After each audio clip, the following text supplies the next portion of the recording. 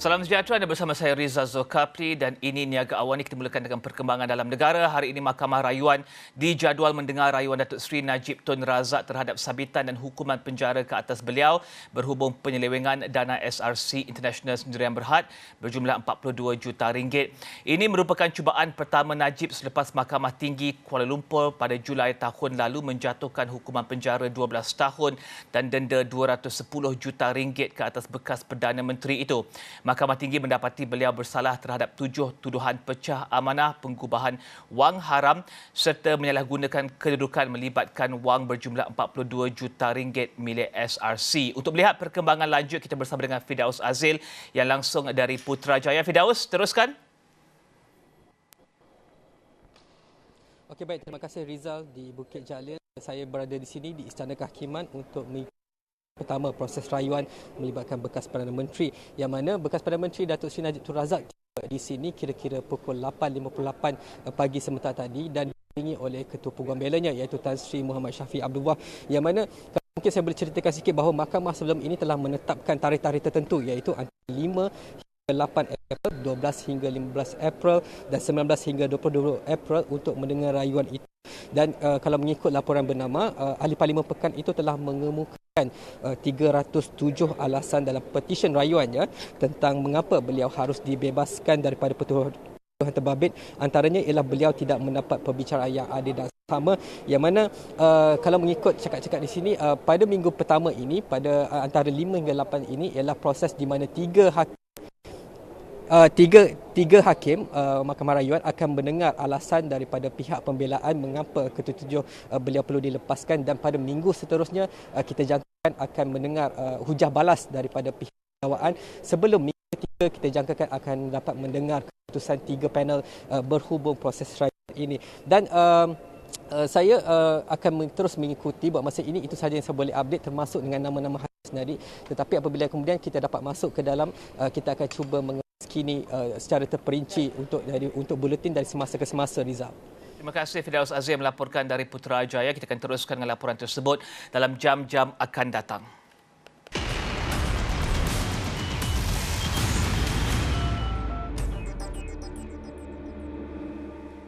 Seterusnya, saham di pasaran Jepun dijangka meningkat di tengah pasaran utama yang masih ditutup di China, Hong Kong dan Australia. Pasaran dijangka optimis dengan angka pengangguran di Amerika yang menurun kepada 6% pada Mac.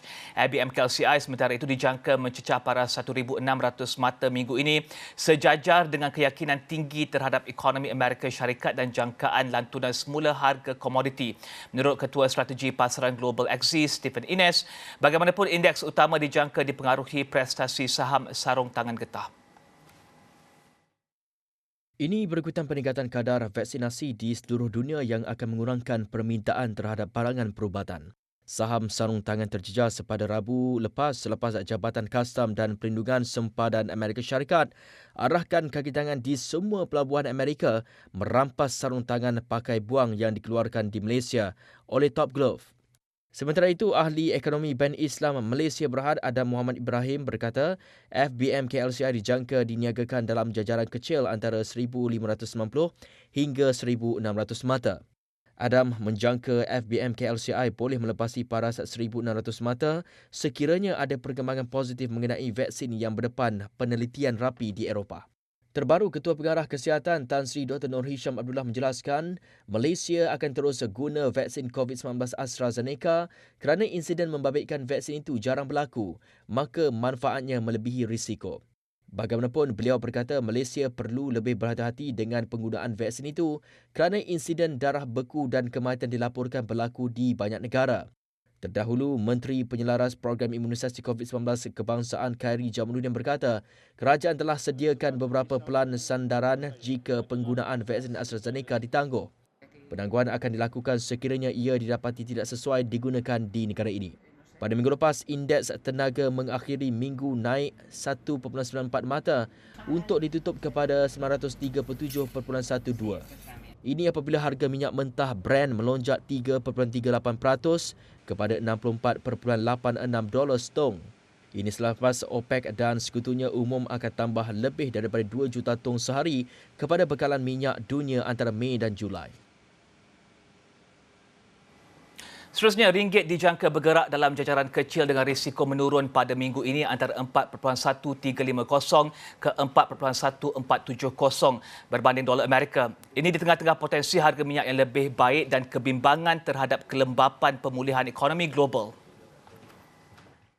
Menurut penganalisis yang dipetik bernama, permintaan terhadap minyak mungkin akan meningkat susulan data yang menunjukkan peningkatan aktiviti perjalanan udara terutamanya di Amerika Syarikat dan China. Pada Jumaat, kontrak Mei bagi minyak mentah Brent naik hampir 3.4% untuk diniagakan pada sekitar $64.86 setong.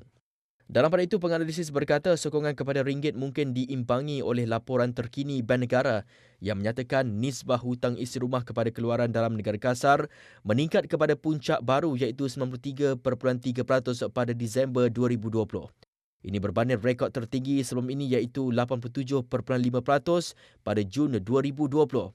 Dalam laporan tinjauan kestabilan kewangan separuh kedua 2020, Bank Pusat berkata ini mungkin menyebabkan pengurangan hutang yang cepat oleh isi rumah selepas berlakunya krisis sekaligus menjejaskan atau menggagalkan pemulihan ekonomi.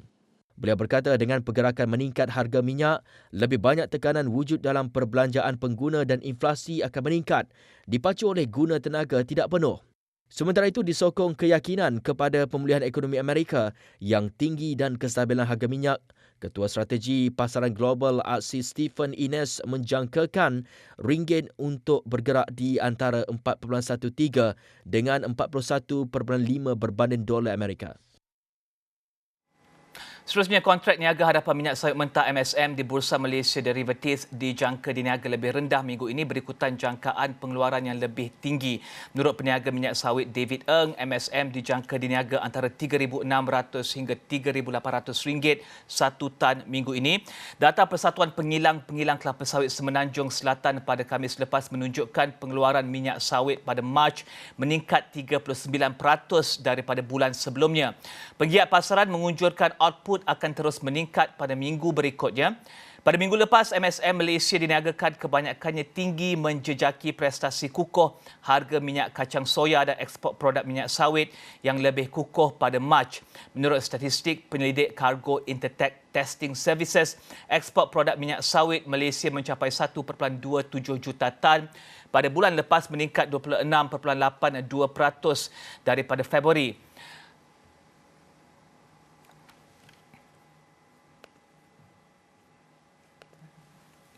Dan seterusnya untuk melihat kepada pasaran Asia dan juga jangkaan pada minggu ini, kita bersama dengan Jeffrey Haley, penganalisis kanan pasaran Asia Pasifik, Owanda.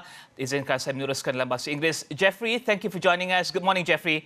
Jeffrey, we'll find out the US market PMI for March, the IBM Economic Optimism Index, the US Trade Balance, FOMC minutes, and also the Fed Chair Powell's speech on Friday. It's a busy week. How will investors trade ahead of these announcements?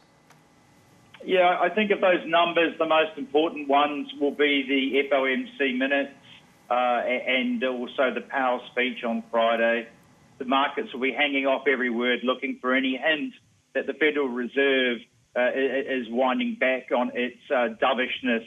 And if that happens, I believe that the US bond rates could spike higher and we would see a stronger US dollar. But actually, we have, I think it'll be quite a choppy week ahead of that. Most of Asia is closed today for holidays.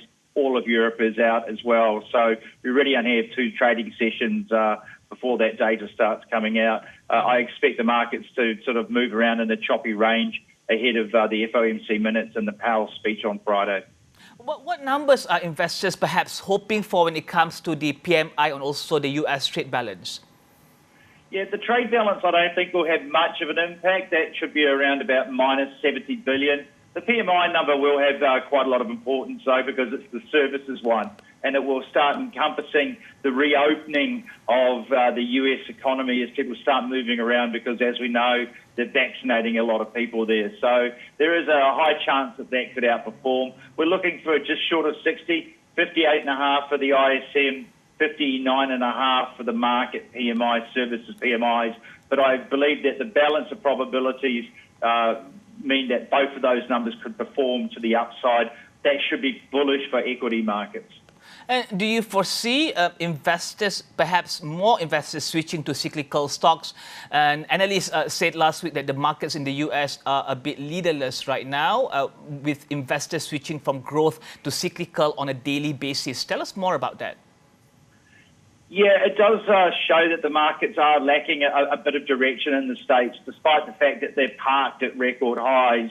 We are seeing some very choppy trading, as I alluded to before. And you're right, one day they're swapping to cyclicals, one day they're swapping to techs, more growth outlook ones. Look, I think we're going to see that trend much more in Asia. We're going to see through the next few months the cyclical ASEAN markets, Thailand, Malaysia, Singapore, Indonesia, outperform because of this global recovery story. So I believe that trend, we're going to see much more in ASEAN markets than we are necessarily in US markets. I think whether that cyclical rotation continues or not really depends on how Mr. Biden, President Biden, goes getting his $2 trillion infrastructure package through Congress. I think that trend will accelerate if it looks like he's going to get that money through Congress and they're going to start spending it on infrastructure. Speaking of the Asian market, will investors in Asia perhaps still be talking about Archegos this week?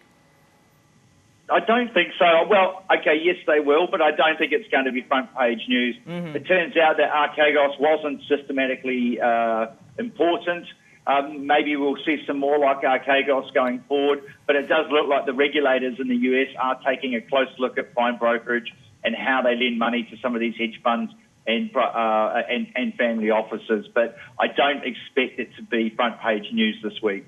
Share with us your thoughts on the China's PMI numbers for services and the CPI for March. What would your forecast be for these numbers, and would this be a good indicator as to the recovery in China? CPI will be fairly benign. I'm looking for 0.6% higher month on month. But actually, when you look at the year-on-year number, it's really going to be about the same as we were last year. So the PBOC has been running quite a tight monetary policy, and that seems to have taken the edge off the incipient rise in food prices, particularly pork, and those price pressures have mollified. Far more interesting will be the PMI number, the services PMI number, and again, with it being post-Lunar New Year from that holiday, I believe there's a reasonable chance that can outperform once again. We saw over the weekend for the holidays today that domestic traffic, for example, air traffic, was back to pre-pandemic levels. So millions of Chinese are moving around within China now. So I'm looking for around about 53 for that number, which will continue that trend of services accelerating. You have to remember that they have been lagging the export-facing manufacturing side of the economy through much of 2020, but they do seem to be playing catch-up now quite quickly. And Jeffrey, let's talk about the demand that you mentioned earlier in regards to oil prices. You mentioned that air traffic has increased. Last week, oil prices increased due to the weak USD and the expectation that demand will recover in the second half of 2021. How will this perhaps affect ringgit and other currencies of oil-producing countries? I think there's been quite a lot of growth premium priced into the petro currencies, as we want to call them, ringgits, Indonesian rupiahs, Norwegian kroners. For now, I think we're going to need to see Brent crude back at around $70 a barrel for that to really give a renewed tailwind to those petro currencies. OPEC Plus did signal last Thursday that they were going to start unwinding by 350,000 barrels a month, I think was the number, their production cuts, and so was Saudi Arabia. They will have fully unwound their million barrel a day cut by July, and OPEC Plus would have added another million. So there'll be over 2 million barrels of oil per day back on the market. A lot of that will be dependent on the trajectory of the recovery in the global economy, not just the US. So I don't necessarily believe now that oil prices are going to really make much ground through that 65, 70. I think $65 to $70 a barrel, that's OPEC Plus's sweet spot, and the indications are that that's probably where Brent crude is going to settle for the next couple of months. So it shouldn't have a major impact on the ringgit. And briefly, Jeffrey, what headwinds do you foresee that could perhaps affect demand for oil moving forward? Are you concerned with what is happening in Europe? Not just Europe, to be honest. Look, India as well. India is the third largest importer in the world, and their COVID-19 cases are exploding. Brazil's cases are exploding. Ontario in Canada has gone into a lockdown. We have to understand that COVID-19 hasn't gone away just because some countries are doing well on the vaccination front. The world isn't going to suddenly reopen. So to me, COVID-19 and its trajectory around the world is the single biggest threat to oil consumption and thus oil prices on the horizon. On that note, thank you very much, Jeffrey Haley, penganalisis kanan pasaran Asia Pasifik untuk Anda membincangkan berkenaan dengan unjuran pasaran minggu ini. Kita akan berehat seketika, kembali selepas ini.